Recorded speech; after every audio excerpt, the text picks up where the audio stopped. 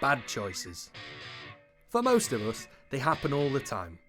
Like Danny here, who is currently making a bad choice. We also have Charlotte, who's just finished a 3-hour-long essay, but has forgotten to save her work. Making bad choices is not a good idea when it comes to cycle safety. There's a right way to use a cycle helmet and, a wrong way.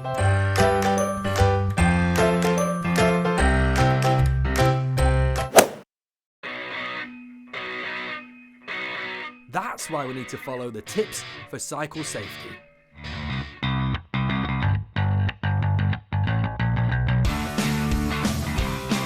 To check your cycle helmet is ready to go, we need to first check it for cracks and breaks on both the inside and the outside. Next, tighten the dial on the back of your helmet, making sure it doesn't fall off when upside down. Then you do the straps up, making sure to leave space for 1 finger between the strap and your chin and 2 fingers between the helmet and your eyebrows. Finally, we adjust the straps under the ear to form a V, the 1-2-V rule. Now you've got your helmet on properly, it's time to get on your bike, but first, you need to do your ABCD bike check.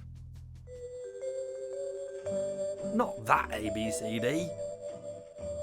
We need to make sure the tyres on our bike are fully inflated.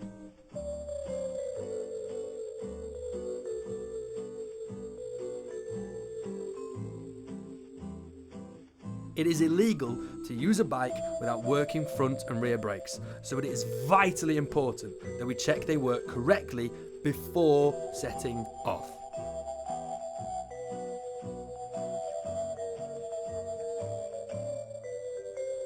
The chain must be oiled so that the pedals run smoothly.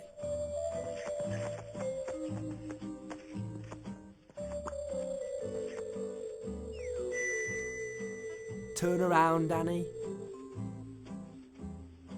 To check our handlebars are aligned correctly, we need to stand at the front of the bike with the wheel between our knees. Make sure the handlebars are lined up straight and then try to twist them. They're tight. Finally, let's do the drop test. Whoa, whoa, whoa, not that high. If nothing falls off your bike, you're good to go. Now we need to figure out how to cycle on the road. As a cyclist, it is imperative that you can be seen and heard. Every bike used between sunset and sunrise must be fitted with a white front light, red rear light, red rear reflector, amber or yellow pedal reflectors. It's the law. We should also be wearing high-vis clothing. It's a good idea to have a bell so other road users can hear you coming. Pull it together. Better.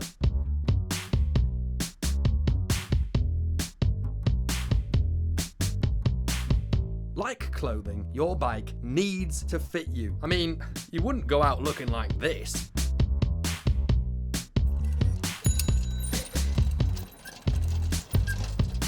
To check you have the correct frame size, we need to make sure our feet can touch the ground. Looking good, Charlotte. According to the highway code, vehicles need to be 1.5 metres away from a cyclist at all times, and to give even more space when travelling over 30 miles per hour. So, what does 1.5 metres actually look like? About 16 kittens, a child with slightly long arms, or the average amount of homework you get in a week. It is also vitally important that when we cycle past a parked car, we give enough space to avoid a car door which could open at any point.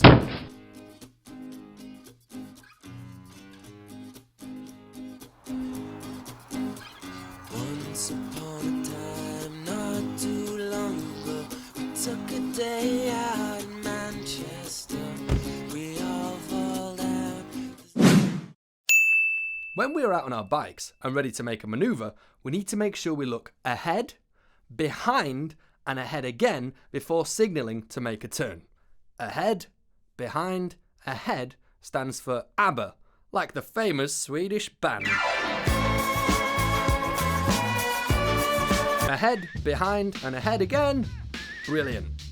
When it's time to signal, we can either go left or right by holding out to straight arm horizontally for 3 to 5 seconds with our palms facing forwards. And make sure your hand is back on the handlebars by the time you turn the corner. It is really important to plan your route before travelling, especially if it's the first time you've made that journey. To do this, we need to check our map.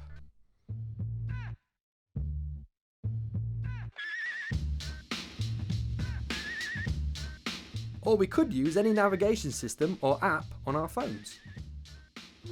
And make sure you do your planning before you set off, as you shouldn't look at your phone when it's time to ride. Knowing your route beforehand means you can focus on what's ahead of you and not on your phone. Make sure that when planning your journey, you know to keep off the footpaths, as not only can you hurt a pedestrian, but it's against the law.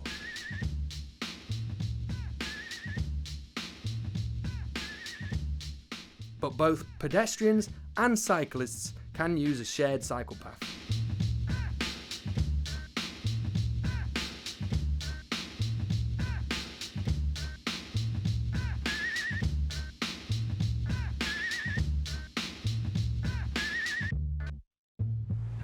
Don't worry guys, this all may look intimidating and scary, but to navigate through busy junctions safely, we need to be confident.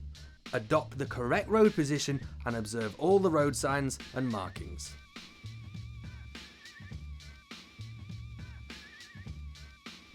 And if you still don't feel confident riding on the road, there's nothing wrong with hopping off your bike and walking on the pavement until you reach a safe spot where you're happy to keep cycling.